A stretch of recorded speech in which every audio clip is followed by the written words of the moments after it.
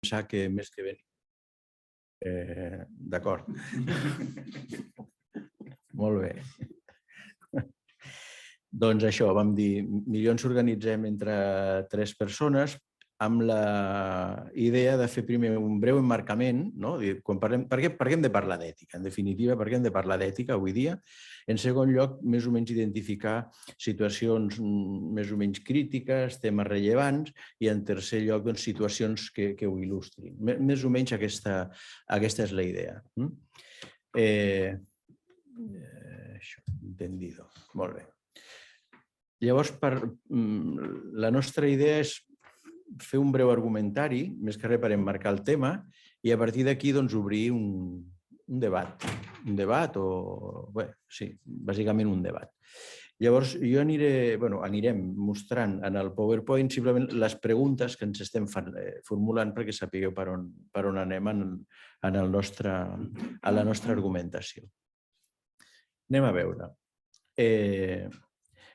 Les professions, sobretot les professions que tenen a veure amb la cura de les persones, això de l'ètica ho tenen força present. Potser hi ha altres professions que no ho tenen tan clar o no ho tenen o no els és tan obvi. En qualsevol cas, nosaltres partirem de la primera premissa és que parlar d'ètica és necessàriament reflexionar sobre l'ús del poder i reflexionar sobre l'ús de la llibertat que cada professional té quan exerceix la seva activitat. És a dir, qualsevol persona, quan desenvolupa la seva activitat, vulgui acceptar-ho o no, reconèixer o no, té un poder. Té un poder que li dona el rol, la funció i el coneixement davant d'algú que no té aquest poder i que té una necessitat. I això tant és en una professió de caràcter social, psicològic, mèdic, com qualsevol altra professió. Si a mi se m'espatlla l'ordinador, que no tinc gaire idea de com funciona això, i ve algú a arreglar-me'l, doncs aquesta persona té un poder. Té un poder del coneixement i hem de veure quin ús fa d'aquest poder, si fa un ús honest o deshonest d'aquest poder. Per això parlem de poder i de llibertat. Parlar d'ètica és sempre parlar de llibertat. Si parlem només del que és obligatori, no estaríem en el terreny de l'ètica, estaríem en el terreny de lo jurídic, de lo legal. Si de cas podem parlar del deure moral de seguir determinats principis, però això ja queda dintre de la pròpia llibertat. És a dir, que parlar d'ètica és parlar de llibertat i parlar de l'ús de poder. La segona cosa és que en tota activitat professional sempre hi ha valors. Potser no en som conscients, però sempre hi ha valors. Sempre hi ha valors. La honestedat, la justícia, el respecte, sempre hi ha valors. Els podem veure o no veure. I en algunes activitats professionals vinculades a la cura amb les persones, aquests valors són molt potents i determinen, com explicarem després, determinen la naturalesa de l'activitat. Per exemple, avui dia en les professions socioeducatives, diguem-ho així de manera genèrica, parlem habitualment d'un plantejament d'acompanyament i uns plantejaments de cura de la persona que atenem. Parlar d'acompanyaments i parlar de cura de la persona atesa ja és una posició ètica, que després derivarà en unes tècniques determinades i unes formes d'actuació, però això ja és ètica. En canvi, si ens n'anem 50 anys enrere, l'atenció a les persones, que avui dia diríem persones fràgils o vulnerables, llavors dèiem, per exemple, l'atenció als pobres i es basava en el control i la caritat. Hi havia uns patrons tècnics de treball, però darrere hi havia valors i ideologia. Sempre hi ha valors i ideologia. La qüestió és si en tenim consciència o no. I repeteixo el que deia abans, dintre que hi ha valors i ideologia, hem de veure quin ús fem del poder que ens dona el rol que exercim. Per això parlem de poder i de llibertat. La tercera idea és que parlar de justícia implica anar més enllà del compliment de la llei.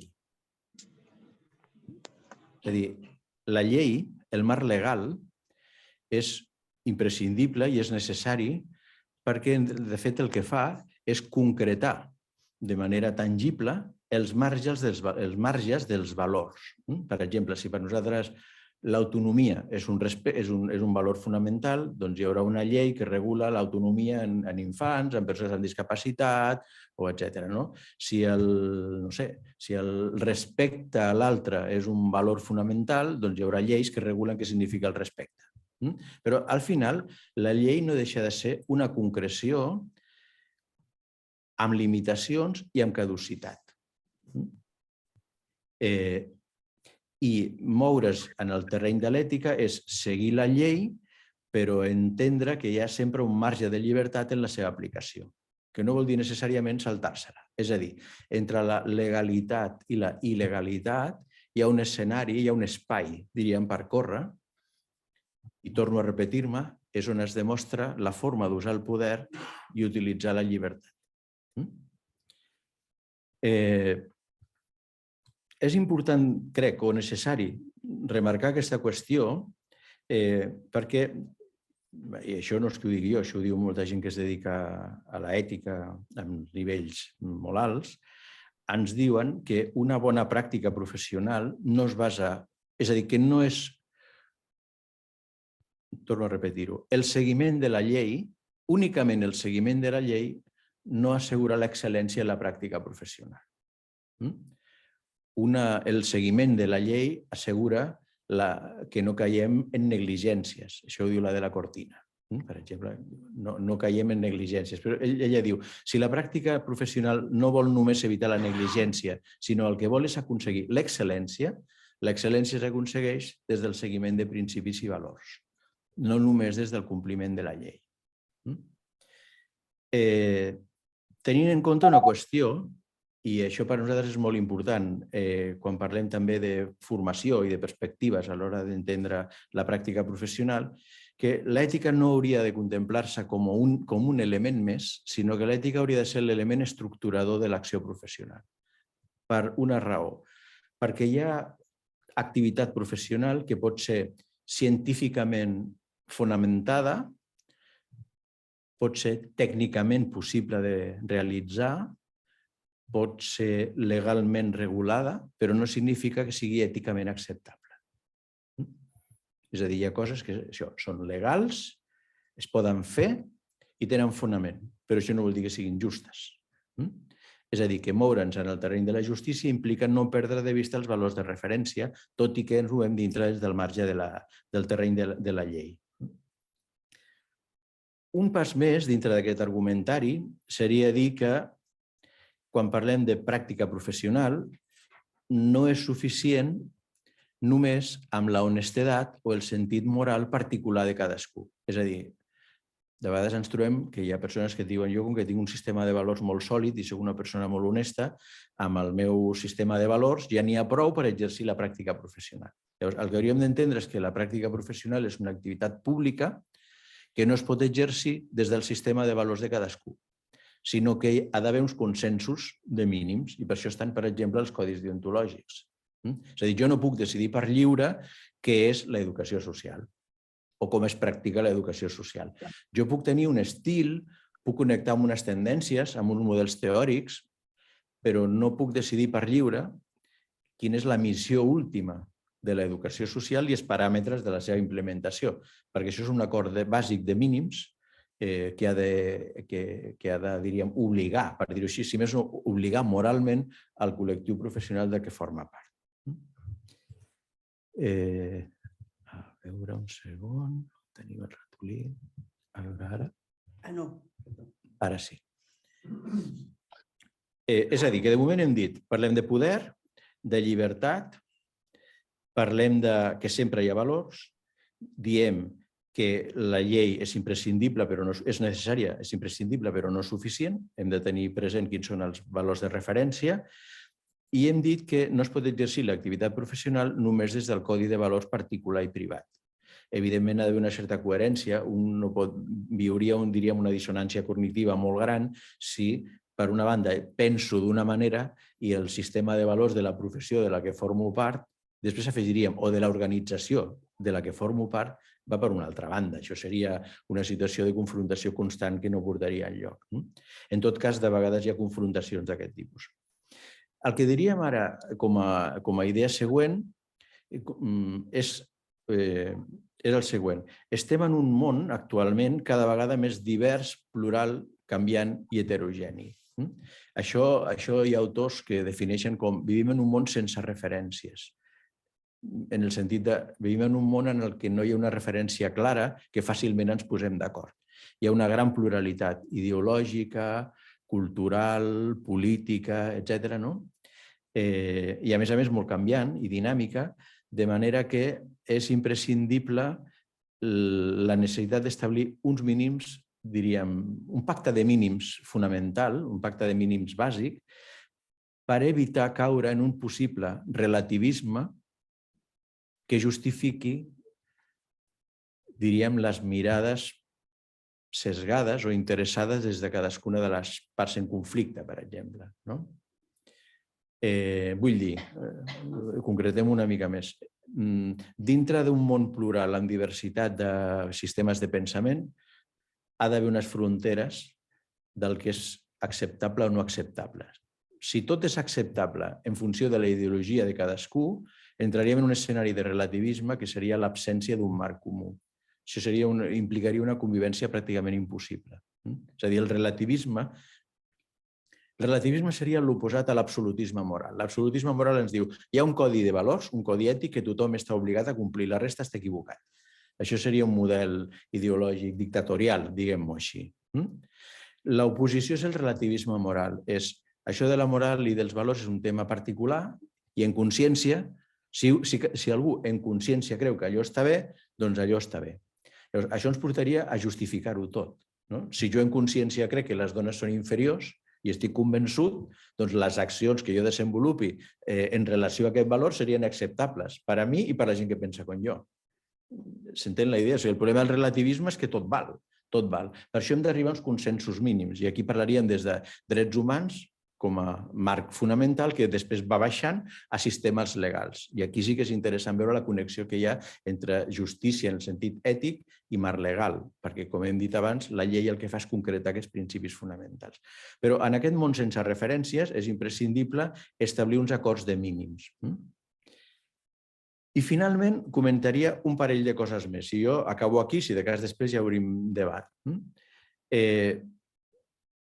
Una bona pràctica professional, i cada vegada més està més clar en aquest món, com deia, canviant, dinàmic, plural, etc., es construeix des de la voluntat explícita personal de fer el bé.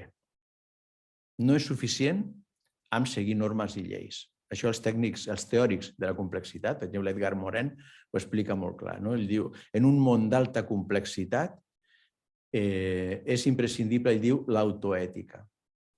No és suficient amb el compliment de la llei. Dit de manera col·loquial, podríem dir, feta la llei, feta la trampa.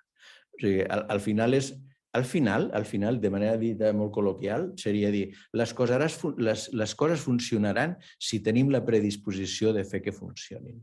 Si no, dintre de la legalitat tenim totes les possibilitats i totes les eines de posar tots els entrebancs que vulguem. I llavors acabaria amb una última afirmació. Tradicionalment hem barrejat o hem confós la idea de bon tècnic i bon professional. Llavors, jo diria que l'expressió bon professional hem d'acotar-la.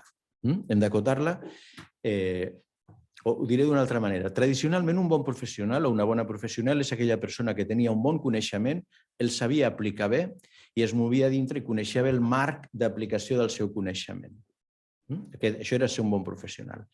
Des de la perspectiva ètica diem això seria ser un bon tècnic o això seria ser un bon especialista. Hi ha bons tècnics, bons especialistes que tenen un bon domini tècnic, que tenen un gran coneixement, que es mouen bé en el marc legal, però són uns tirans.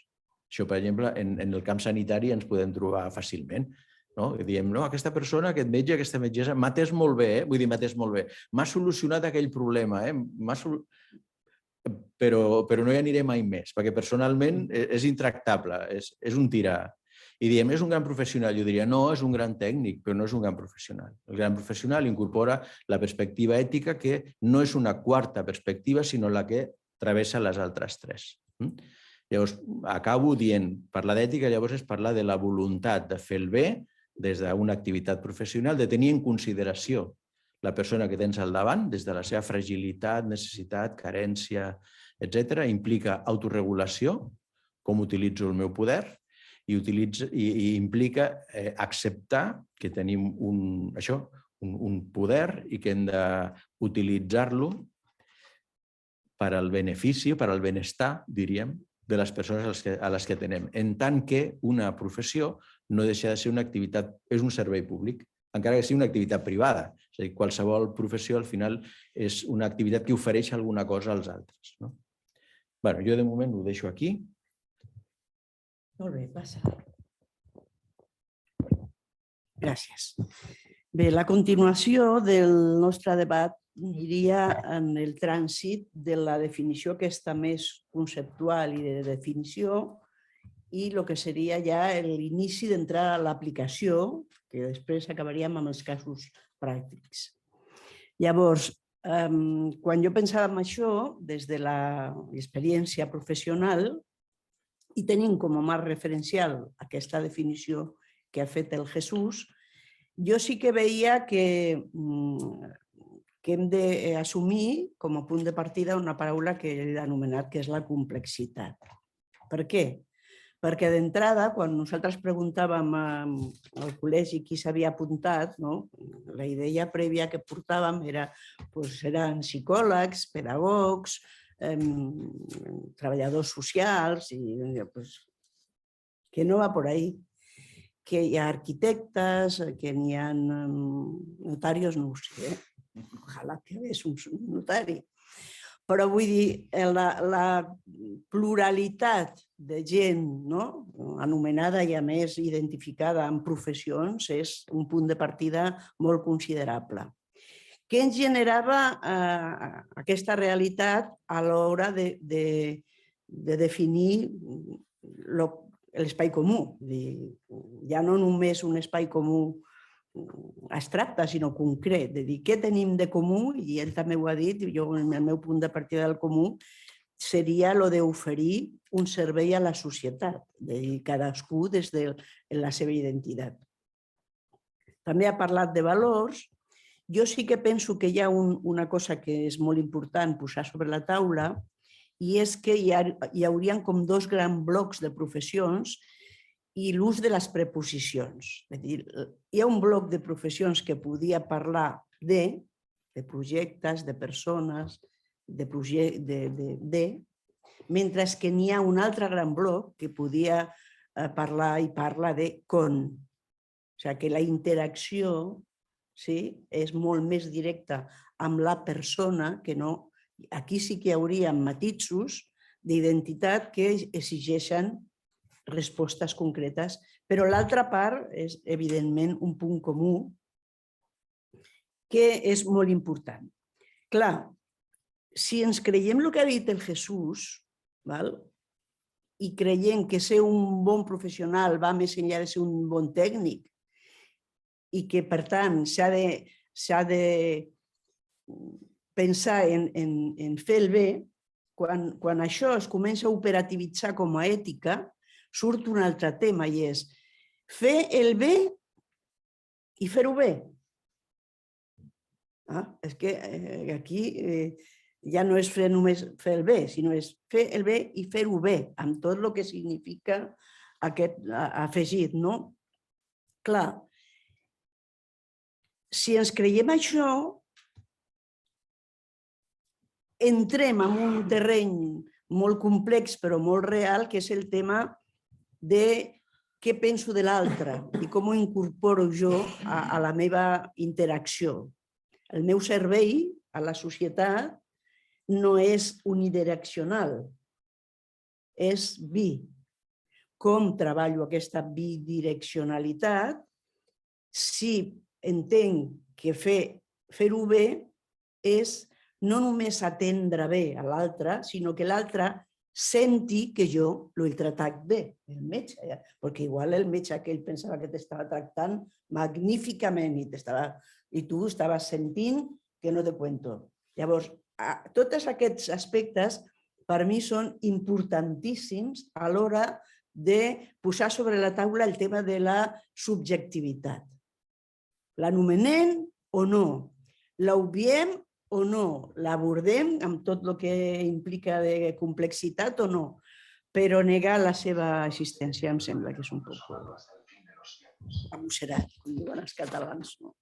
Per tant, les preguntes o la interpel·lació en què trobem amb aquest camí entre la definició i l'aplicació des d'aquests valors de l'ètica com a no només el voler fer bé, sinó fer-ho bé, doncs a mi em porten a interioritzar els valors de l'ètica aplicada, com dos grans blocs de valors, que un seria el que tu has anomenat de l'autonomia, en el seu punt tant del respecte a l'autonomia com el de com a vegades hem de diagnosticar, acotar l'autonomia d'algú en pro o en contra de l'autonomia de la resta. Per tant, el tema de l'autonomia és un gran dels blocs, però l'altre és el tema de l'acció comunicativa, del diàleg. Clar, això, el diàleg, és el que em permet treballar quotidianament amb el tema del poder. És a dir, depèn de com jo vegi a l'altre.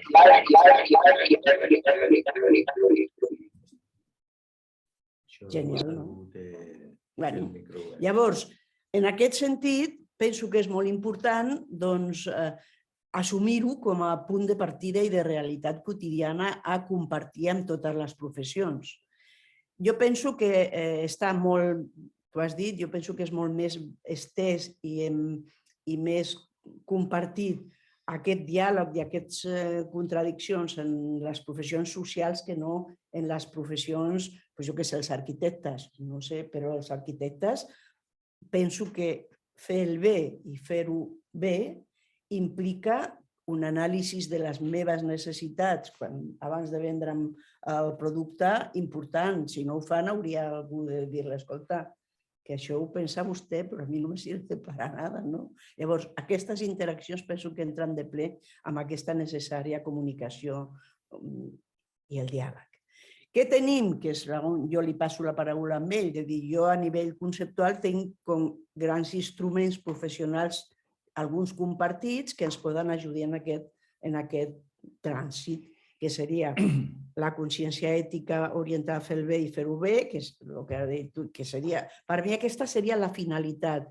Jo soc de les que pensa que en molt temps hem confós les finalitats amb els instruments. Però això és molt subjectiu, però jo penso que hem parlat molt de codi ètic com a finalitat i penso que no és el codi ètic la finalitat, sinó que és un instrument i hi ha altres instruments.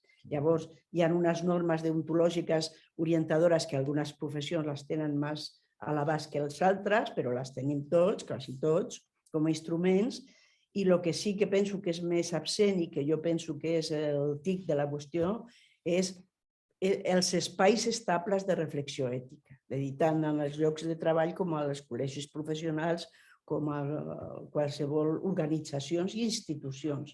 Penso que són nivells, però que són supernecessaris per assumir aquesta subjectivitat del procés i contrastar-la amb altres subjectivitats i arribar a un consens de mínims ètics molt necessaris en aquell moment. Llavors, company, té els casos per veure si anem bé o com anem. Ara ho veurem com anem. Bona tarda. Em vull afegir els agraïments, perquè crec que un agraïment mai està de més. Gràcies per venir, gràcies als que esteu connectats, gràcies per convidar-nos i gràcies també al Col·legi de Psicòlegs per acollir-nos amb aquesta magnífica seu que teniu. Jo em dic Joan Dueñas, soc educador social i sobre aquesta professió m'agradaria fer una petita reflexió, perquè la nostra feina ha estat sempre percebuda per una part important de la societat com una professió que requereix compromís i vocació. Moltes educadores i educadors ens hem autorrevestit d'un plus ètic en relació a altres ocupacions i ens hem cregut que la pròpia tasca d'atendre directament a les persones, ajudant-les a inserir-se socialment, ens atorgava un segell de qualitat ètica que venia ja amb la graduació. Això ha comportat que moltes vegades s'actuï des de, com deia Jesús, des de les pròpies conviccions. Jo soc educador social, jo soc una persona honesta, sóc una persona implicada, sóc una persona que, vull dir, tinc tots aquestes qualitats. I en el sistema de protecció d'infància, que és on jo treballo, jo porto 30 anys treballant d'educador social i sempre he estat a primera línia, sempre he estat a la trinxera. Doncs en el sistema de protecció d'infància i adolescència es troben molts exemples d'aquesta ètica subjectiva que desnaturalitza i paradoxalment deshumanitza la relació amb les persones que atenem. Per exemple, en relacions infants que estan en famílies acollidores, molts professionals tenen una ferma convicció que el nen s'ha d'adaptar a una nova família i que cal, durant un temps, a l'inici de l'acolliment, se suspenguin o almenys es limitin al màxim possible les visites amb els pares biològics. Per què? Doncs l'argument que donen, segons el seu punt de vista, diuen que no és ètic confondre el nen o nena amb dues figures maternals o dues figures paternals. I perquè això avantposem les necessitats dels progenitors de veure els nens a les necessitats del nen. A més, afegeixen que potser aquesta possibilitat, aquesta necessitat és per aliviar el seu sentiment de culpa. D'altra banda, altres professionals consideren que no és ètic, des del seu punt de vista, apartar els progenitors de la vida d'aquest nen o nena. Tots dos actuen segons les seves conviccions, però les intervencions són diametralment diferents. I pel que fa a les visites, per què des dels equips que gestionen acolliment es plantegen règims de visita tan minsos amb el mateix argument?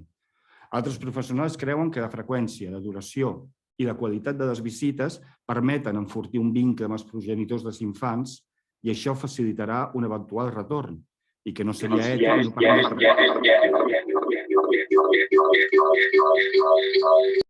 Esto és una cacofonia, no? El fantasma d'un psicòleg que va morir fa temps. I això facilitarà un eventual retorn i que no seria ètic no permetre aquest treball amb el pare i la mare biològica.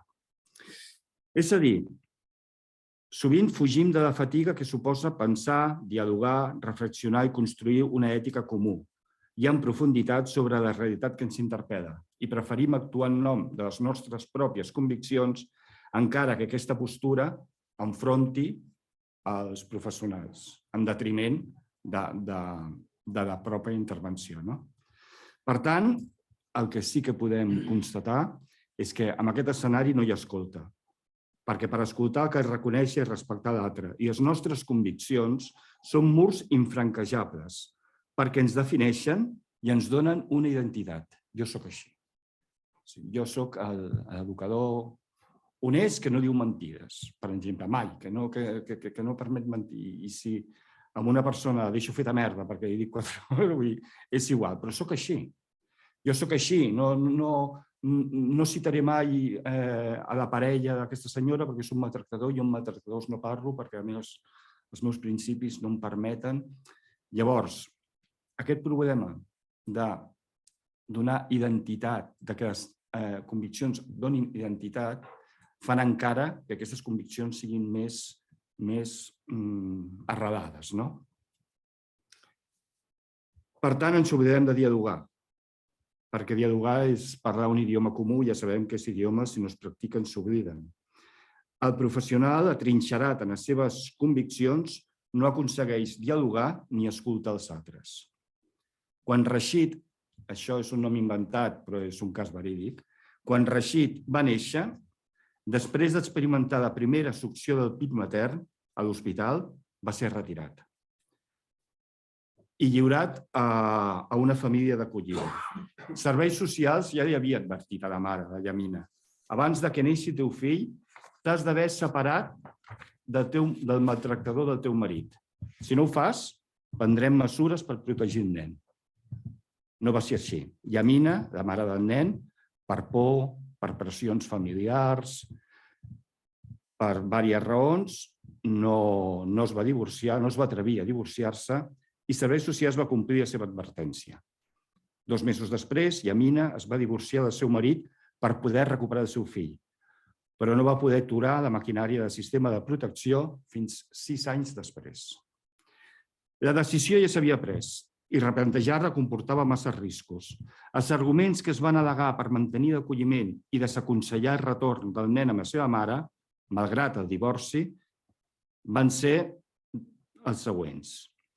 Primer, és que la mare dona al nen arguments confusos. Un nen de 3 anys no se li pot dir la mare t'estima molt i vol que tornis. La mare t'estima molt i té una habitació preparada pel dia que vinguis. Perquè això, segons els professionals que gestionaven acolliment, no podien permetre que la mare confongués el nen amb un retorn inexistent perquè no seria ètic permetre que la mare confongués el seu fill amb falses il·lusions. I llavors van proposar la suspensió de visites. Altres no. Altres, seguint les seves conviccions, pensaven que era bo que la mare expressés al nen el desig que tornés amb ella, perquè això enfortia el vincle amb la mare i mostrava al nen una mare que es preocupava per ell. I entenien que no seria ètic privar la mare d'aquestes trobades. La mare, segons uns professionals, no tenia prou habilitats educatives. Aquest argument era fruit de l'observació durant la visita. Una observació realitzada en una sala supervisada per un professional i amb una freqüència setmanal d'1 hora. Supervisió que es feia, segons aquests mateixos professionals, pel deure ètic de protegir l'infant. Altres opinaven que èticament no es podia sostenir aquest tipus de visites perquè no es podien desenvolupar amb naturalitat, per la qual cosa el diagnòstic fet a partir d'aquesta observació no era vàlid. I això deixava en un estat d'indefensió a la mare, a la Yamina. La mare sempre es va resistir a acceptar la tesi dels professionals que sostenien que la Yamina era en relació als seus fills poc protectora. En una entrevista en Serveis Socials, Yamina va expressar el següent: jo no tornaré a venir a Serveis Socials per molts problemes que tingui. Així evitaré que s'emportin els meus altres fills. Aquesta afirmació va generar la idea entre els tècnics responsables del seguiment del cas que Yamina no era conscient de l'error que havia comès i, per tant, el podia tornar a cometre. Les seves conviccions no podien permetre que el nen, que els altres fills, correguessin aquest risc. Els professionals que intervien en aquest cas van ancorar, van lligar el futur de la Yamina i del seu fill Rashid a les seves conviccions. L'afany obsessiu de controlar la relació que Yamina establia amb el seu fill sempre amb l'argument de protegir el nen, no permetia que aquesta relació avancés i dificultava l'enfortiment del vincle entre ells. Les teories dels professionals referent a les poques habilitats educatives de Yamina i de poca consciència de la seva situació van anar allargant el procés de retorn que, evidentment, es complicava cada cop més. D'altra banda, hi havia els que consideraven que el nen havia de retornar amb la seva mare el més aviat millor. Mentrestant, el nen estava en el si d'una família acollidora que es resistia a acceptar que Rashid algun dia hauria de tornar amb la seva mare. Fixeu-vos, quin garbuix de conviccions, no? Aquestes conviccions inamovibles dels professionals, les cauteles a l'hora de promoure algun canvi, promogudes per les pors i les inseguretats d'un, les presses per fer retorn dels altres i la passada maquinària institucional, van provocar que durant anys s'iniciés un procés ple de conflictes, desconfiances i recels, no només entre professionals, sinó que també va afectar a les dues famílies, fet que va provocar en el nen un malestar de tal calibre que als 5 anys ja estava medicant-se i en tractament psiquiàtric. El sistema que havia de protegir Rashid el va maltractar fins a trastornar-lo. Quin era el centre d'atenció de tots els professionals que van intervenir en aquest cas? Per què no vam ser capaços d'acordar un desenllaç consensuat per trobar una solució àgil i beneficiosa pel nen?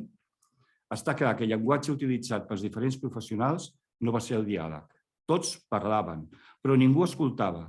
Cadascú, ancorat en les seves conviccions, es van resistir a construir conjuntament un futur per a en Rashid.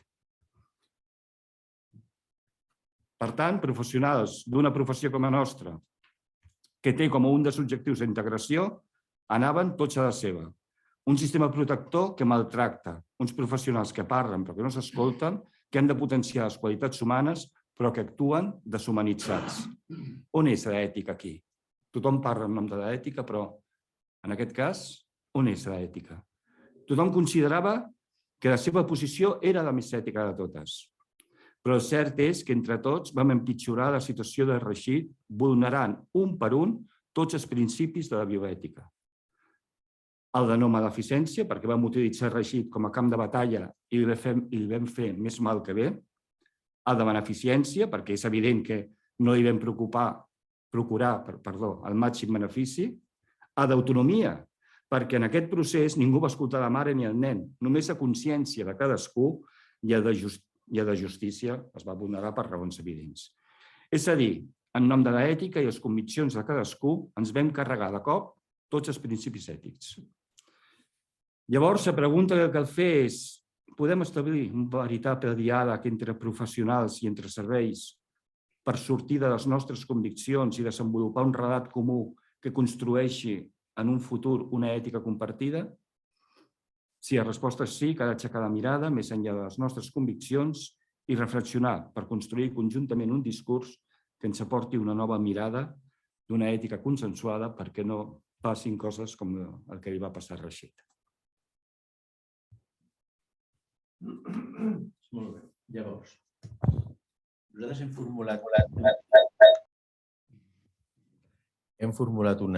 plantejat unes preguntes i podem fer dues coses. Ara les projectarem, partint de les preguntes que ara projectarem per iniciar el debat, o en paral·lel a això podeu suggerir, preguntar, comentar vosaltres, les persones que estan en línia, el que vulgueu. Deixeu-me afegir només una cosa molt petita. Amb tot el que heu comentat, només afegiria que formular principis i valors no assegura una actuació honesta.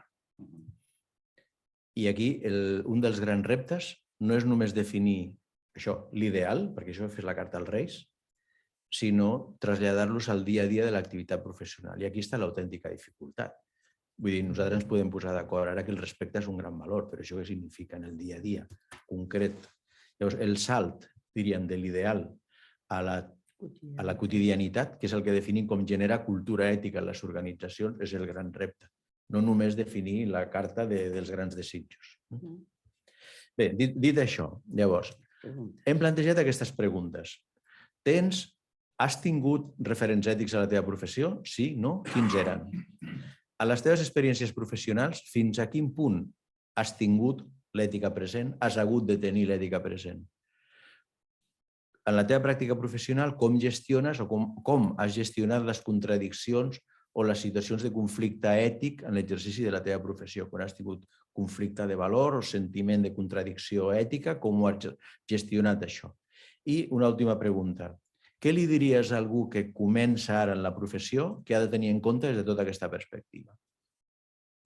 Això són les preguntes que se'ns van passar pel cap. No sé si us suggereixen alguna cosa o no. En qualsevol cas, podem partir d'aquí o del que vulgueu. I ara teniu la paraula vosaltres, des de casa o des d'aquí. Endavant. O si hi ha algun dubte també que vulgueu que aclarim, també ho podem fer.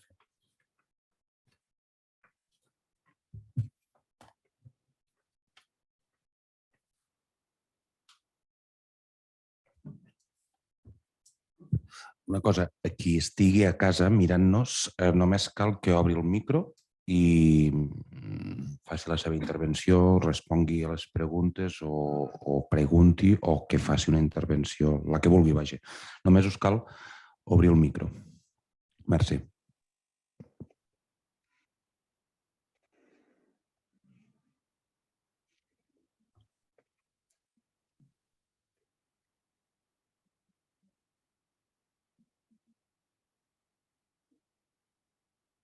Hola. Sí? Però, Hola. mira, jo no sóc educador social, sóc economista i actuari d'assegurances, i d'aquestes preguntes que has posat, en principi jo m'agradaria conèixer una primera resposta. Les normes deontològiques del vostre col·legi tenen efecte a nivell de Catalunya, a nivell espanyol i a nivell de la Unió Europea? O com funciona això? Perquè per mi jo crec que el primer que s'havia d'aclarir és això. En altres situacions us puc explicar que realment hi ha un conflicte amb aquestes tres possibilitats que no són fàcils de solventar. En el nostre cas, les normes deontològiques són estatals.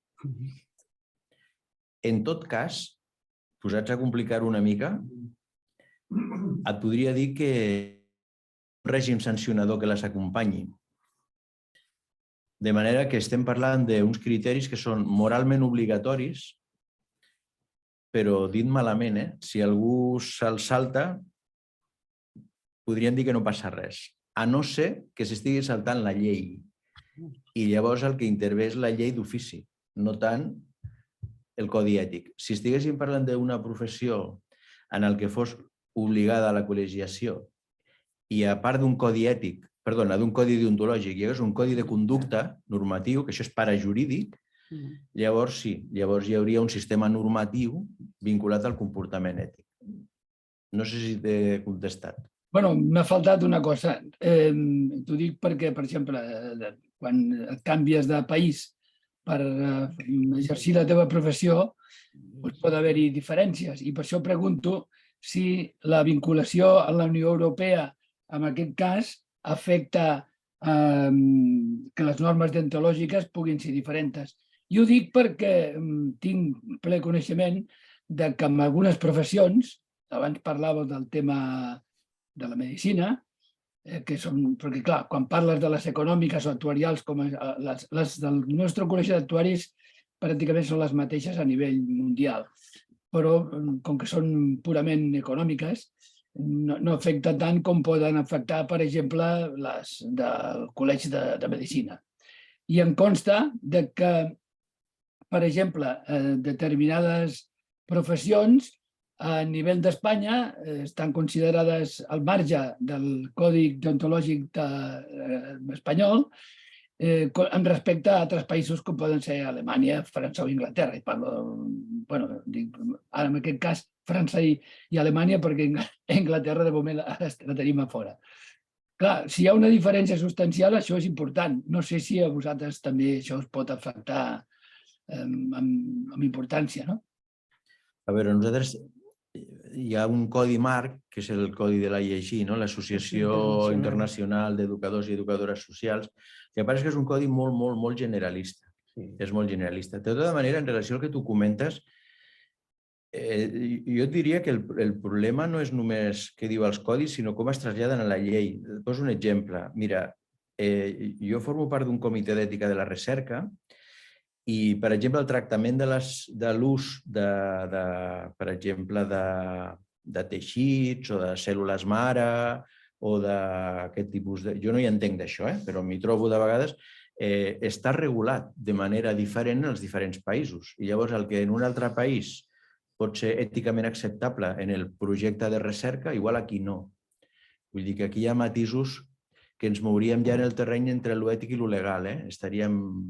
I aquí entraríem més fi, a filar més prim, i aquí no et sabria contestar tant. Sí, bueno, però ja m'has contestat i és el que volia preguntar. Que queda clar que amb aquesta divergència la que prevaleix clarament és la del propi país.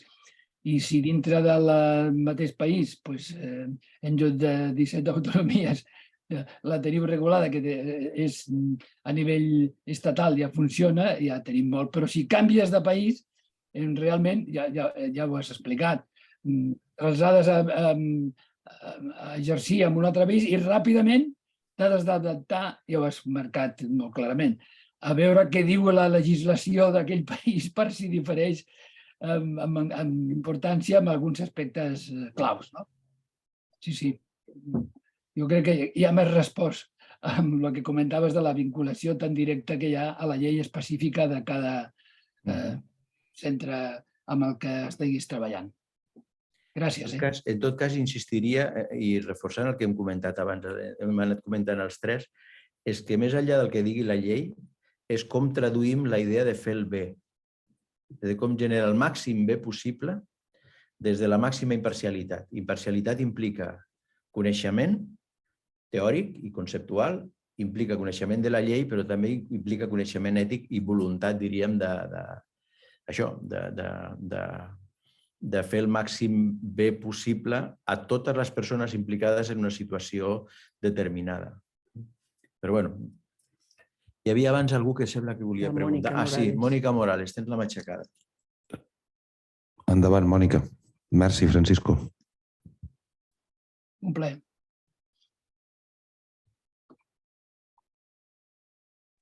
Perdó, ho estava intentant i no podia. Hola, bona tarda.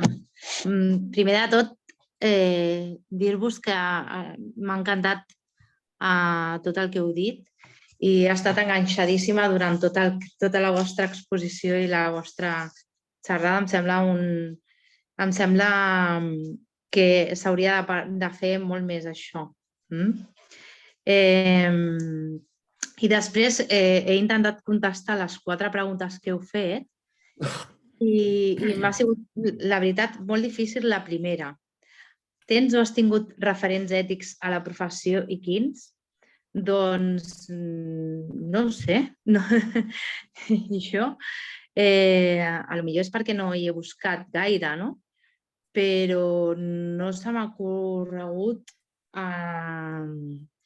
cap. Sí que m'agrada i sí que estic molt d'acord amb una línia de fer, amb un pensament que és la que va implantar en el seu moment. Jo soc educadora social, el Paulo Freire, que va trencar molt amb tot un sistema que hi havia a Brasil i si es pot dir que és un referent ètic, doncs Paulo Freire per mi és un referent ètic i molt gran, perquè ens va fer pensar molt la professió des d'un altre punt de vista i va capgirar tot una mica el seu món i el nostre.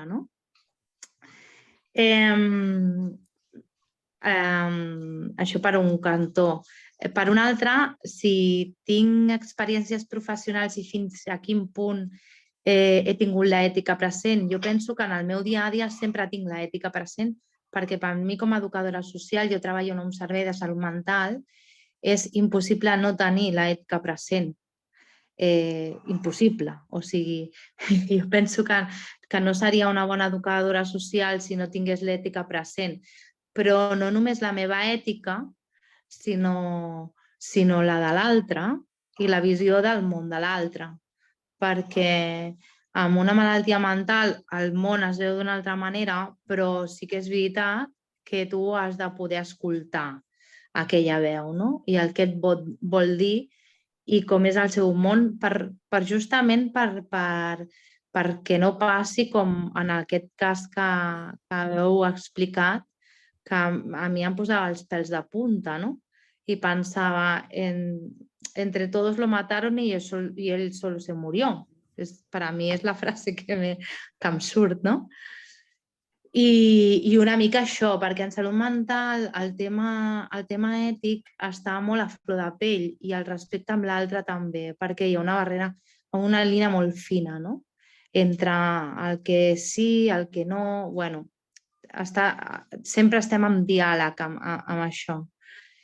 I per la tercera qüestió, com gestiones o has gestionat les contradiccions o les situacions de conflicte ètic en l'exercici de la teva professió, doncs jo sempre dic el mateix i ho dic i faig el mateix i ho explico als meus alumnes de pràctiques, per exemple, quan en tinc.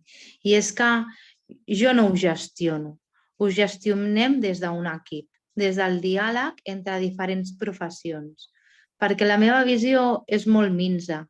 Bé, és la meva visió com a professional d'educació social, però hi ha una visió de psicòleg, hi ha una visió de psiquiatre, hi ha una visió d'un equip d'infermeria, hi ha una visió d'un terapeuta ocupacional, hi ha una visió d'un treballador social. I el posar en comú totes aquestes visions és quan te n'adones que la teva pot tenir una raó, però una raó. I la de la resta conformen altres raons amb les seves ètiques professionals incloses i aquí jo penso que hi ha una riquesa en el diàleg entre els uns i amb els altres, que discutim molt i moltes vegades les decisions que es prenen poden ser no certeres o no estar d'acord amb elles, però són les que hi ha, no? I què li diries a algú que comenci la professió i que ha de tenir en compte? Doncs jo pensava que una de les coses més importants i que jo m'he adonat al llarg del meu exercici de la meva professió és que és imprescindible l'escolta activa, però una escolta activa ben entesa. No l'escolta activa de dir sí, amb el cap i ja està, i després jo faig el que haig de fer amb la meva professió, sinó una escolta de veritat, des del sentir de la persona.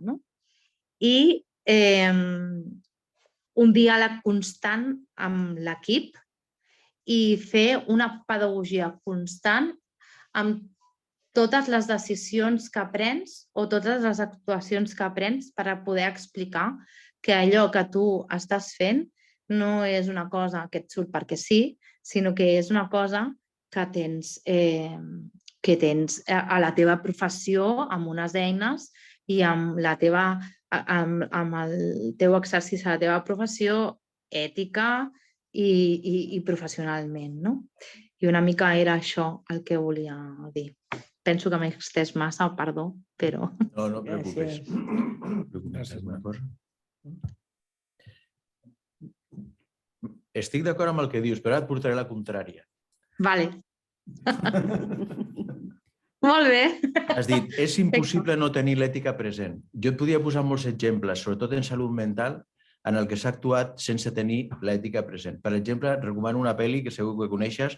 Recordes allò de Alguien voló sobre el nido del cuco? O alguna pel·lícula d'aquest estil? Tu saps que en el camp de... Jo no hi entenc gens de salut mental ni de psiquiatria, però el model... Ha hagut durant molts anys un model mèdic basat en la medicalització que ha sigut tremendo. Ha sigut tremendo la desconsideració tan bèstia que ha tingut cap a les persones ateses. Recordeu que hi ha un concepte que apareix de la medicina que és l'encarnizamiento terapèutic.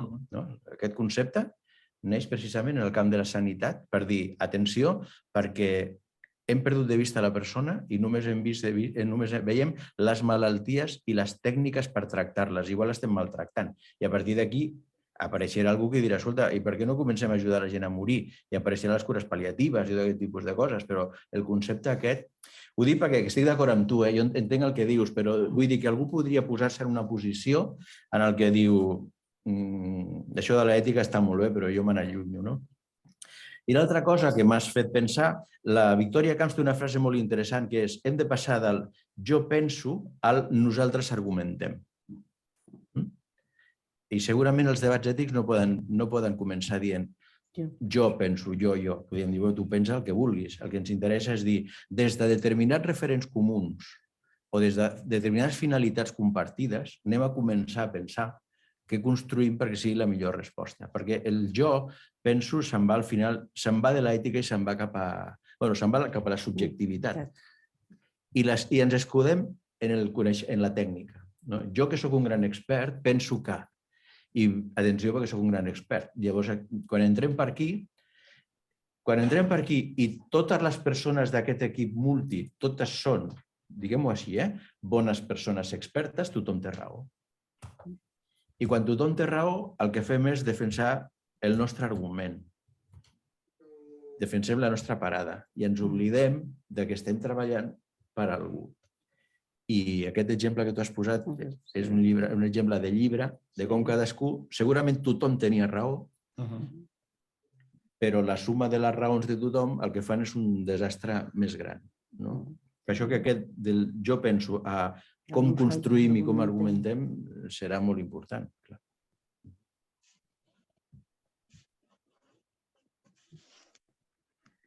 Gràcies. Deixa només que t'agraeixi la teva intervenció, l'esforç que has fet de respondre a les preguntes. I només dir-te una cosa. Jo vaig conèixer un psiquiatre que sempre deia que els millors terapeutes que havia conegut eren els educadors. És veritat. Ui, el fantasma de Freud. En relació a la primera pregunta, que tu has parlat de Freire, etc., també podríem dir, o sigui, Heu tingut alguna vegada com a referent algun company o companya o alguna persona que dius jo quan sigui gran vull ser com aquest o com aquesta? Perquè igual la primera motivació moltes vegades no són els llibres, ni els textos, ni la reflexió. És veure algú que dius no sé posar paraules, Sí, però jo jo vull fer sí. això. Jo sí. Jo vaig tenir una referent, però que era de quan treballava en una fàbrica de teixit, del textil. Jo cosia a mà i tenia una companya de feina que tenia 60 anys i va ser la meva referent ètica i segueix sent una de les meves referents i era... Clar, ni li anomenàvem professional, això. Era un ofici, però era una referent claríssima que ha transversalitzat molts continguts.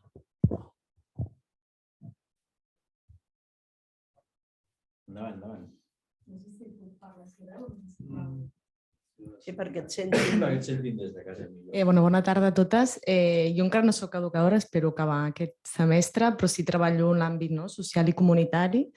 I respecte a la tercera, no explicaré tant com ho he gestionat, però sí que em cridava l'atenció el fet de la delimitació entre professions, que a vegades quan estàs acompanyant situacions de fragilitat veus tot un seguit de circumstàncies, tu tens un encàrrec, tens una delimitació com a professional i et trobes treballant amb equips interdisciplinars i a vegades hi ha moments que genera un buit i sembla que hi ha una part de l'àmbit, de l'ajuda d'aquella persona que queda com en un vacío, i això sí que és una de les coses que m'està generant com més contradicció, com ens posicionem o com em mantinc jo en un lloc o com creu aquesta frontera.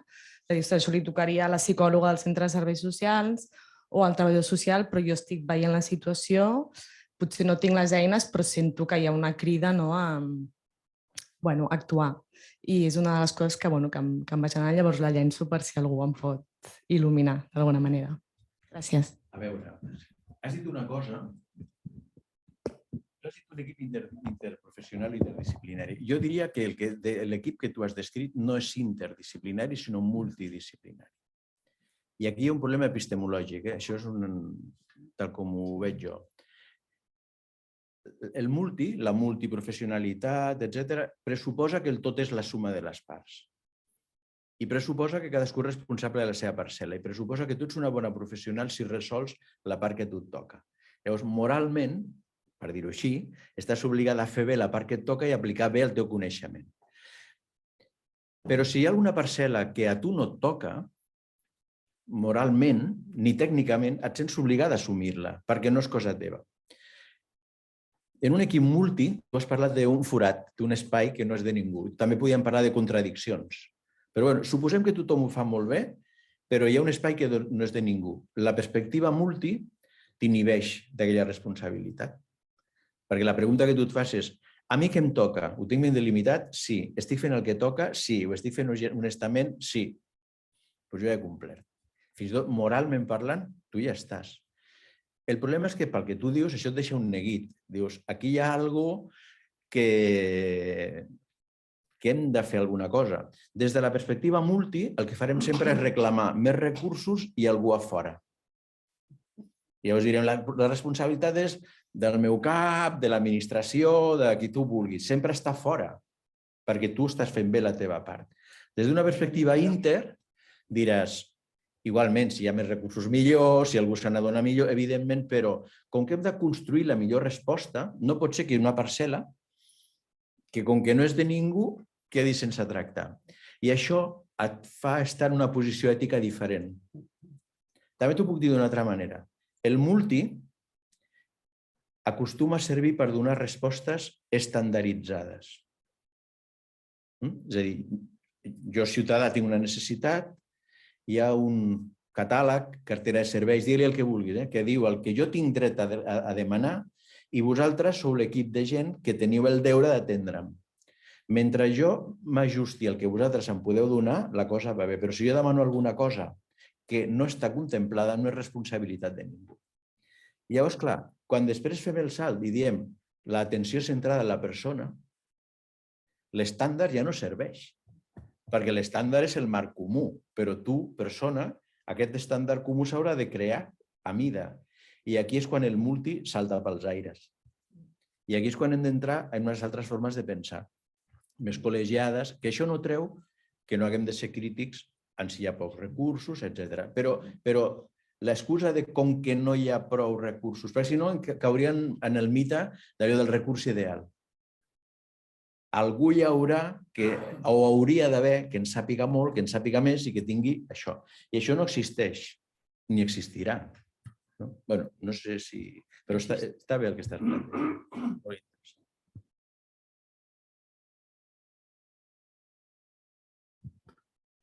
Jo, mentre no aixeca la mà ningú, de casa i d'aquí, us vull fer una pregunta. Vosaltres heu parlat abans que a nivell, o sigui, que dins de l'educació social el codi ètic funciona a nivell estatal, però que no hi ha règim sancionador.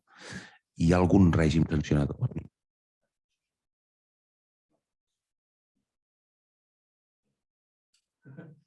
Si coneixeu si hi ha algun règim sancionador en l'àmbit social, si treball social, si psicologia, si... Jo com a professió no coneixo, però sí coneixo com a entitats. O sigui, hi ha entitats que tenen codis deontològics i altres que a la vegada tenen un codi de conducta.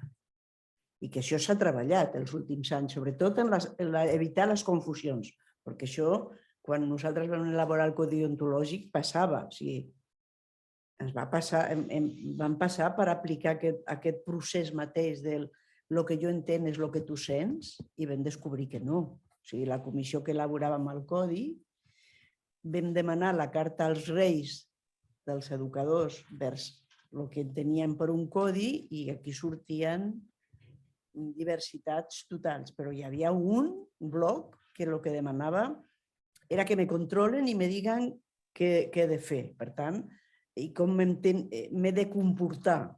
Això no és un codi ètic, això és un codi de conducta. Hi ha entitats, i jo les coneixo, que sí que han treballat aquesta diferenciació i sí que estan fent codis de conducta. Jo com a professió sí que no. El que sí que hi ha, i és evident, còdics que sí que són d'obligat compliment, per dir-ho d'alguna manera, en quant a que has de col·legiar-te per obligació legal i altres que no. I això també dona situacions diferents a l'hora de posicionar-te amb el tema. Sí, a veure, complementant el que diu l'Araceli, els codis poden ser de dos tipus. Poden ser el que es diuen aspiracionals o normatius. Els aspiracionals són els que defineixen un marc ètic de referència, però no sancionen. I en canvi els normatius sí. Alguns col·legis professionals tenen, jo ara no fa molt que no ho segueixo, tenien alguns codis deontològics que barrejaven coses. O sigui, que igual et deien vostè ha de manifestar respecte per la persona que atén i més avall et deia vostè no pot cobrar unes tarifes diferents a les que fixa el col·legi. I clar, dius, home, això últim no és un principi ètic, això és una norma. I per això és convenient diferenciar el que és la dimensió aquesta aspiracional del codi deontològic com a marc ètic compartit amb les ambigüitats que té que no t'ajuden a gestionar el conflicte concret del que són codis normatius que al final, això el Salvador Alsius, periodista Salvador Alsius, que va fer la seva tesi sobre ètica del periodisme i ell va ser el president del comitè d'ètic del Col·legi de Periodistes, ell ho defineix com codis parajurídics.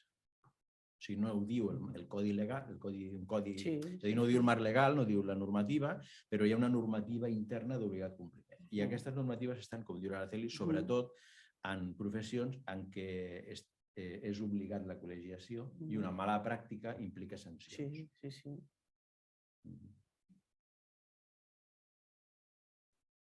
Però, perdona, és que l'interessant no és parlar de mala pràctica sancionada.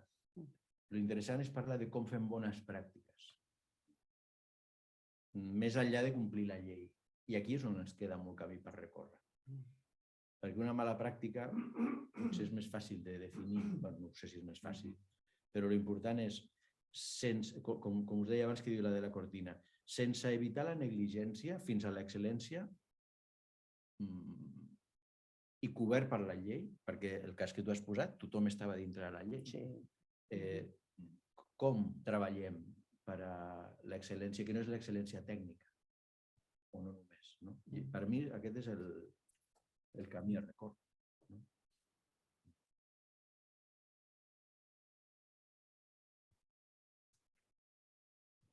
Tenim temps, si algú a casa vol fer una pregunta, vol fer una intervenció, o aquí. Endavant, endavant. No, bona tarda a tothom. No tinc veu. Bona tarda i m'ha interessat força tot el que heu dit i com ho heu dit, sí. Tanmateix, des de la meva ignorància, donat que no estic en aquest àmbit, i amb la meva experiència fins allà on sigui extrapolable, donat que heu posat aquest cas, que suposo que és o real o quasi canviar els noms per prudència, no? Vull dir, en el meu context, aquesta cosa, eventualment, no obligatòriament, però eventualment hagués pogut caure en mans, diguem-ho així, d'un comitè, que els comitès als que jo he estat, com a mínim, no són, diguéssim, les seves opinions no són normatives, menys un cas. No sé si és el moment de dir-ho, que són...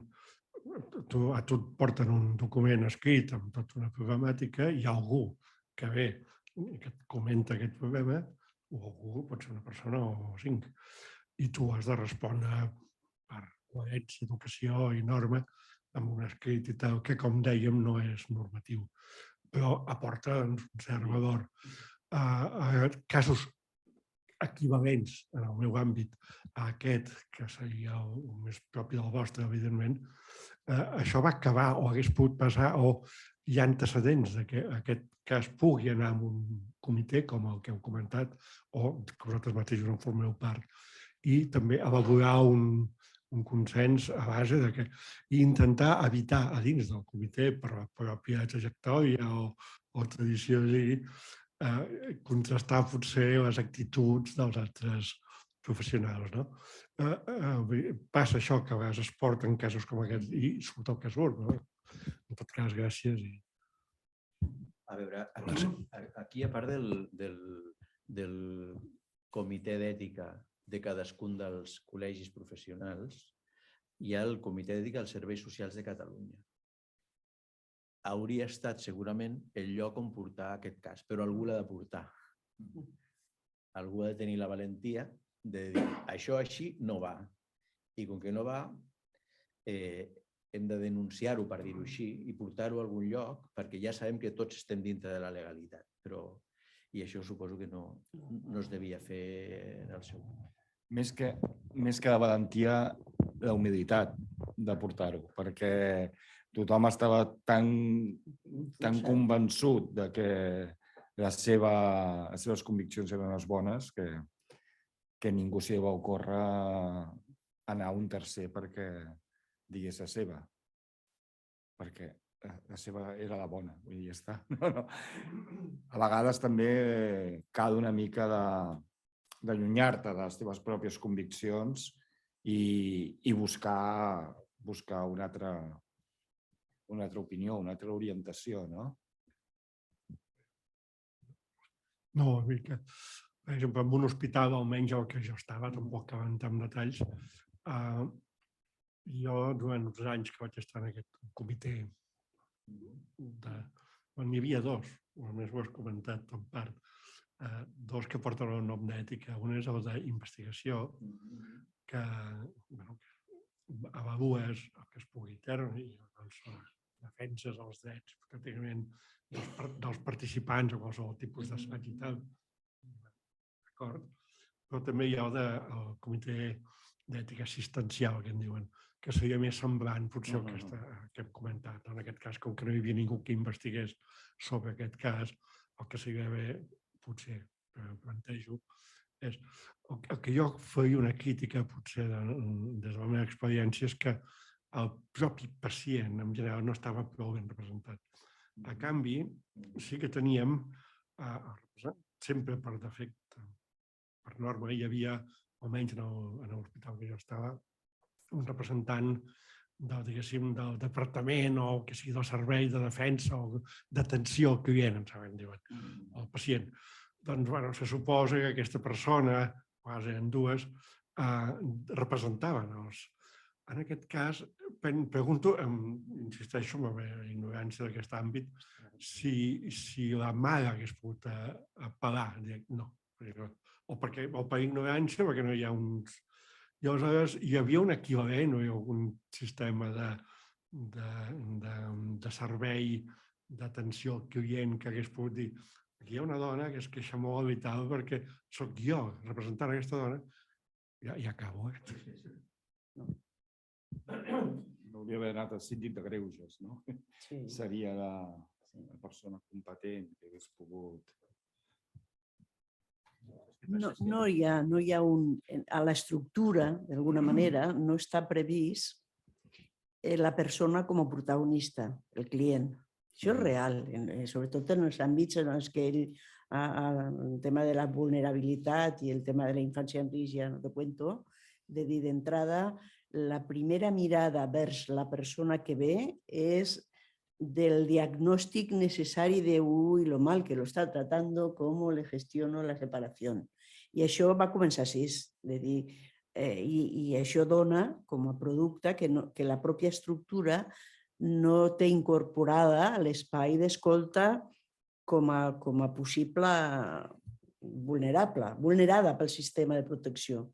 No, llavors, en el propi sistema no, els professionals directes que són múltiples van agafar el rol de tampoc i la possible escolta seria tan llunyana i tan desconeguda per la persona en qüestió que és dir, o sigui, aquesta a sobre d'haver tingut que parlar amb 20 professionals amb unes sigles que semblen al·lucinants tots, perquè entre els serveis socials, el CAP, l'EAP, l'EAIA, l'EICIF, comença la gent a ficar-se a coses. Si a sobre li dius al síndic de greuges, si ella ja no anava a serveis socials perquè li trauria la resta diu, si vaig al síndic ja m'envia a mi país d'origen, encara menys.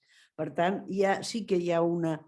Això està molt arrelat de l'enfocament que té el sistema sobre la persona com a protagonista o no, i en aquests de protagonista només de les desgràcies. Potser és una mica... Bueno, potser no. Les persones que són ateses pel servei de protecció tenen una veu molt dèbil. O sigui, és molt difícil que es pugui escoltar, entre altres coses perquè són persones sospitoses des del mateix moment que són ateses per aquest sistema. No? Són persones o negligents o maltractadores, entre cometes dic, vull dir que són sospitoses de tot això. I llavors és molt difícil que puguin alçar la seva veu. Hi ha persones que tenen més recursos i llavors ens poden buscar per la via jurídica, que és l'única que d'alguna manera troben per poder-se defensar. Però dintre del sistema és molt difícil. A no ser que hi hagi algun professional que cregui en ella, llavors sí endavant. Però fixa't que en sanitat, per dir-ho així, en un hospital davant d'una controvèrsia, ja se sap que hi ha un comitè d'ètica i que forma part del mateix hospital, no cal anar massa lluny. En el camp social no. En el camp social, no? I llavors hi ha una... Sí, hi ha un nivell d'indefensió... Mira, un detall, i això s'entendrà... Si jo et pregunto el teu expedient mèdic, el teu expedient, de qui és? Sí, totes les dades mèdiques que en algun lloc deuen estar recollides, de tu, de mi, de qui sigui, de qui són aquelles dades? Són teves, no? Són meves, però... Bueno, són teves, però jo podria anar a l'hospital a demanar les dades teves? No, difícilment. Doncs no està clar... Has d'anar a aquests llocs que han fet aquests nois que han fet aquests ciutadans. Això sí. Si no és molt complicat, perquè és evident que des del principi de respecte a l'autonomia i la privacitat, les dades són teves.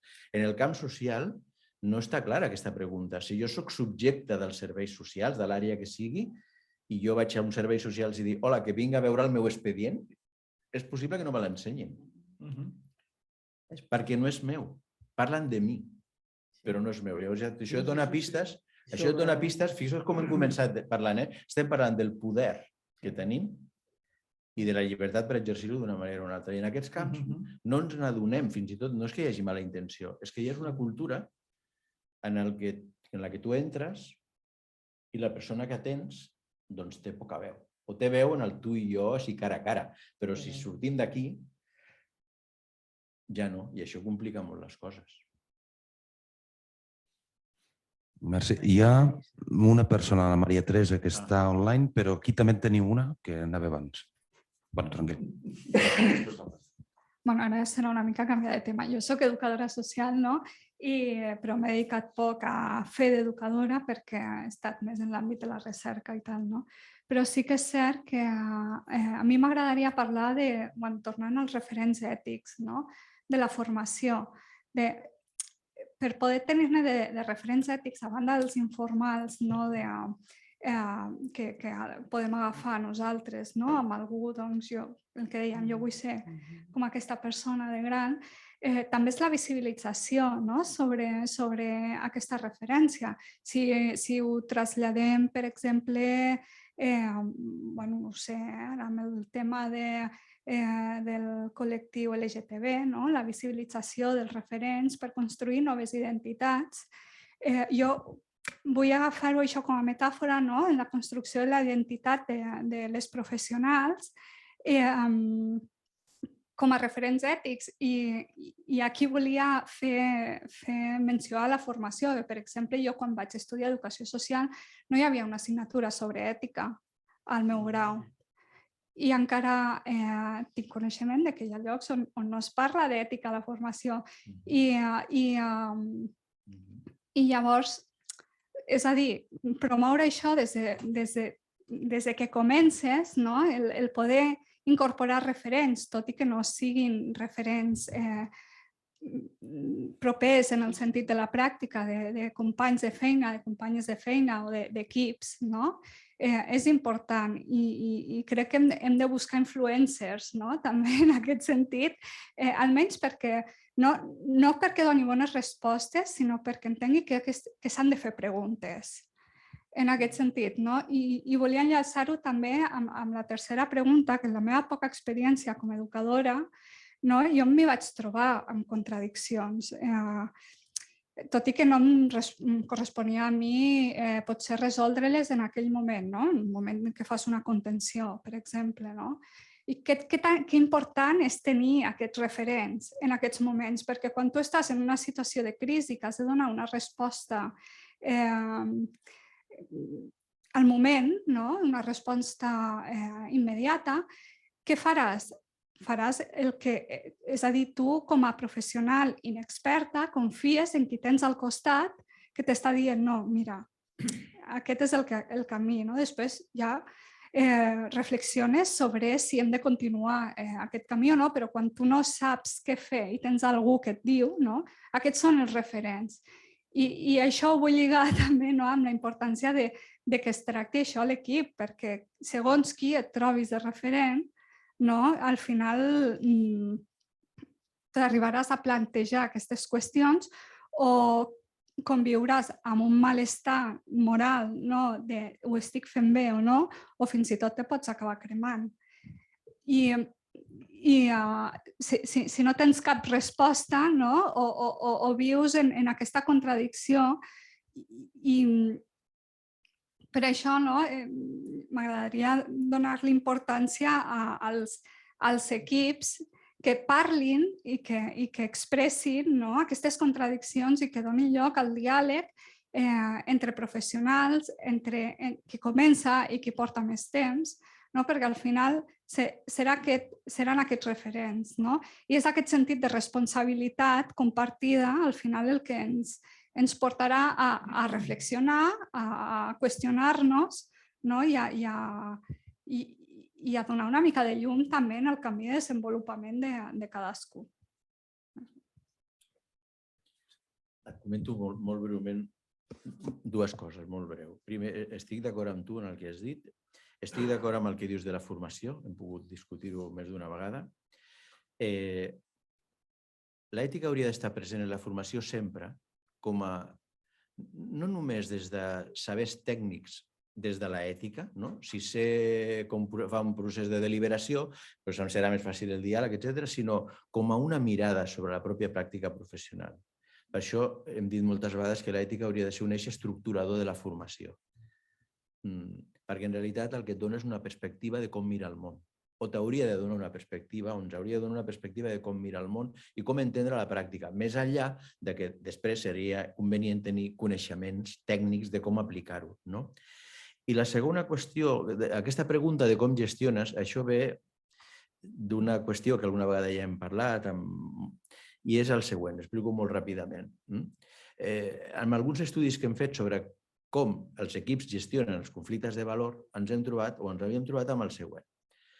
Aproximadament un 20% de professionals no fan res davant d'un conflicte ètic, o miren cap a una altra banda o demanen un ordre. Digue'm què he de fer. Després hi ha un 60% que gestionen els conflictes com si fossin particulars privats. O sigui, jo tinc avui un conflicte a la feina i el parlo amb les meves amigues, amb els meus amics, amb la meva parella, o em pago un supervisor, però és el meu problema. És el meu problema. I aquí ja tenim un 80%, perquè fem una idea de com es gestiona. I després tenim un 20% que entén que tot i que hi hagi una vivència subjectiva de conflicte, com que s'ha originat en un entorn públic, que és la professió, l'entorn públic ha de dotar d'eines i instruments per gestionar-lo.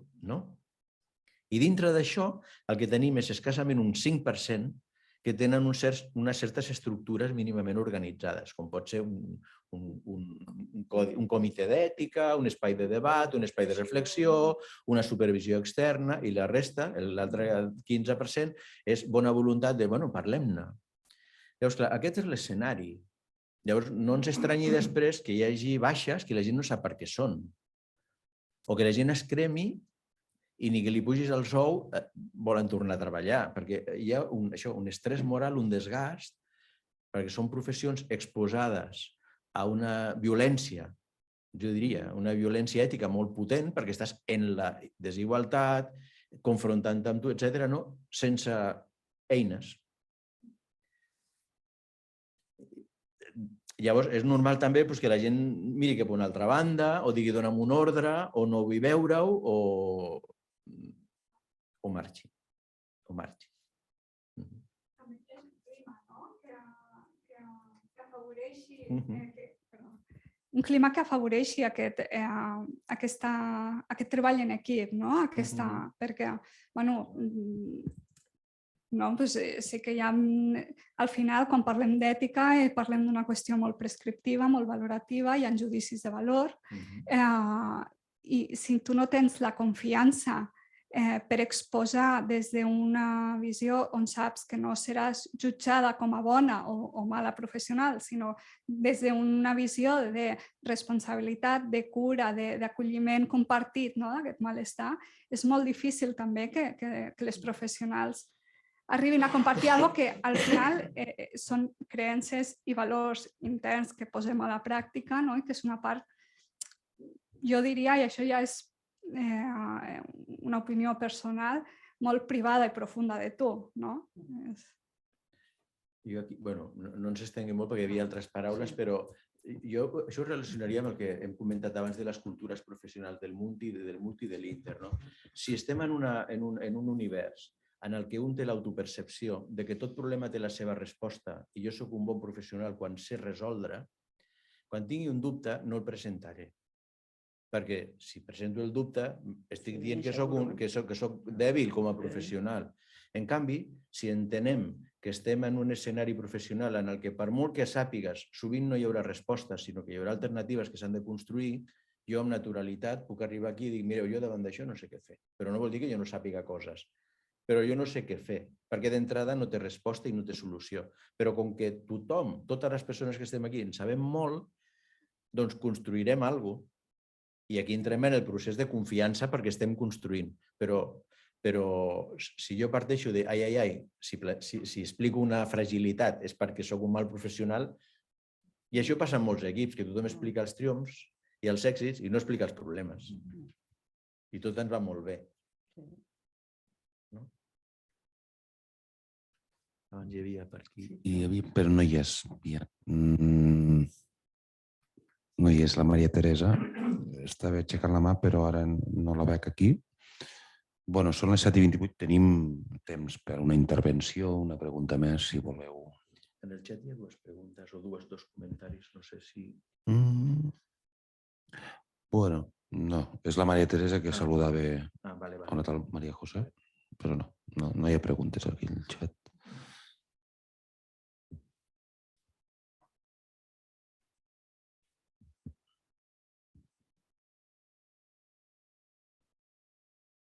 Bueno, si voleu afegir algun comentari, Perdoneu, és que no sabia com aixecar la mà, estava mirant. Endavant. Em sentiu bé? Sí. Sí? Val. Jo el que volia plantejar és que tot el que esteu comentant ho plantegeu, corregiu-me si m'equivoco, des de la responsabilitat individual del professional. Però clar, el professional treballa generalment per una empresa, una entitat o una fundació. Clar, jo plantejo aquí, jo puc tenir el meu propi criteri professional, però com me'n vaig a denunciar les intervencions que està fent la meva entitat davant d'un comitè d'ètica extern? No, és que... A veure, diverses coses. Tens raó amb el que dius, però diverses coses. La qualitat, diguem-ho així, la qualitat moral de les intervencions o del tracte a les persones no s'hauria d'entendre només com la suma de la qualitat de les persones que intervenen, sinó que ha d'haver una cultura organitzativa que porti cap aquí. És a dir, la responsabilitat ètica és corporativa, per dir-ho així. La teva organització és responsable de crear unes condicions, unes possibilitats i una cultura i un ambient, etc., que afavoreixi el bon tracte. Aquí hi ha teòrics que ho tenen molt estudiat, hi ha organitzacions que perverteixen bons professionals. Gent individualment amb interès i voluntat, etc., però que acaben morint en l'intent perquè la pròpia organització no ho afavoreix. Això està clar. Per altra banda, jo no passaria tota la responsabilitat a les organitzacions, perquè al final és una cosa interactiva. Les organitzacions són també les persones que la configuren i sí que és veritat que l'organització t'ha de crear unes possibilitats i unes condicions, però al final individualment cadascú és responsable de les seves actuacions. En això tens raó. I l'altra cosa és que has plantejat un tema crític que té poca solució. Hi ha una font de conflictes molt clara que és conflictes en relació a l'encàrrec i la missió. Aquí hi hauria un munt de subcategories que ara no ve a tom. En aquest escenari és el meu sistema de valor o el nostre com a equip respecte d'una entitat superior que t'ordena i mana. I llavors aquí és fàcil d'identificar però difícil de gestionar. Entre altres coses perquè al final, depèn quins passos fas, et quedes sense feina. En el millor dels casos, aquí el que pot haver, però això seria en un pla més teòric, és parlar d'objecció de consciència. Però tens raó que és una situació molt complicada. Vull dir que si la pròpia organització no acompanya, no és qüestió tampoc de plantejar-te tu individualment contra l'organització perquè vas a perdre. Això també s'ha d'entendre, vull dir que hi ha limitacions en això. Però en qualsevol cas jo diria que no podem posar la responsabilitat només en l'organització. Sí, jo treballo en una entitat en la que això està bastant estructurat i, de fet, tinc la sort que amb el meu equip el debat és constant, però fins i tot a vegades les limitacions de l'estructura del propi sistema fa que no puguem actuar lliurement, fins i tot en un tema d'estades o que no es pot perquè treballo en recurs residencial i no es pot fer un cessament terapèutic, saps? I és com que fins i tot en entitats on hi ha estructurat i està previst tot això, doncs ens trobem amb limitacions. Ja et dic que jo tinc molta sort que amb el meu equip una de les preguntes que fem sovint és què és l'educatiu, no? I en això em sento molt afortunada. A més, el que heu dit abans de tenir referents, doncs jo també puc dir que sí que n'he tingut i la veritat és que a nivell professional és el millor que et pot passar. Però bueno, és això, volia destacar les limitacions del propi sistema. Sí. Mira, aquí et diria una cosa també. Quan parlem d'ètica no necessàriament hem de parlar de conflicte, ni de gestió de conflicte ni de solució de conflicte, sinó que val la pena parlar d'anticipació de situacions potencialment conflictives. Llavors, potser davant del conflicte, dit així de manera col·loquial, al final el gestionarem el millor que podrem i farem el que podrem i farem el que ens deixin fer i el sobreposarem com sigui. Però l'interessant és tenir la possibilitat d'anticipar-se. És a dir, que si tu a la teva entitat, amb el teu equip, ja saps que hi ha una sèrie de temàtiques que de manera recurrent poden arribar en un determinat moment a convertir-se en conflicte de valor, en lloc d'esperar que un dia arribi aquell conflicte, sí que es pot establir unes pautes de treball en forma de guies de bones pràctiques que tenen una dimensió anticipatòria i el que fan és generar el que dèiem abans, això d'una certa cultura ètica. I segur que això minimitza l'aparició de determinades situacions conflictives. Crec que aquest és un dels espais també per recórrer. La generació de cultura ètica, que vol dir des de l'acord amb el teu equip i la direcció, l'entitat en si, veure què significa una pràctica satisfactòria en relació al tema que us ocupa. Crec que això pot ser una possibilitat. Gràcies. Escolteu, jo he fet la primera pregunta per obrir el torn de qüestions i no s'he pogut felicitar i tinc de dir que els que s'han dedicat bàsicament a la quantificació de fets en la nostra professió, perquè els economistes o actuaris d'assegurances, encara que sou graduat social i també he donat classes a la universitat, bàsicament fem temes quantitatius i realment fer preguntes o fer un torn de preguntes com el que heu fet en totes les conferències que hem fet fins ara, que jo recordi, ha sigut el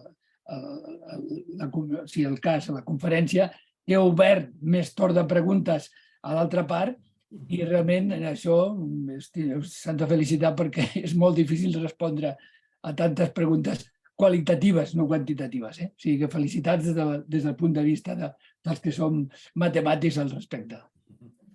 Moltes gràcies. Moltes gràcies.